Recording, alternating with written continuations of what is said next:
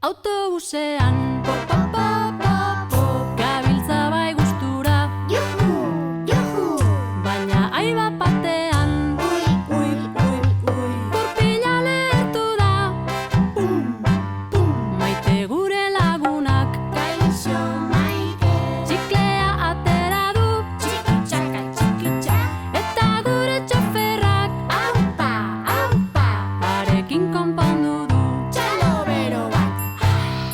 Autobusean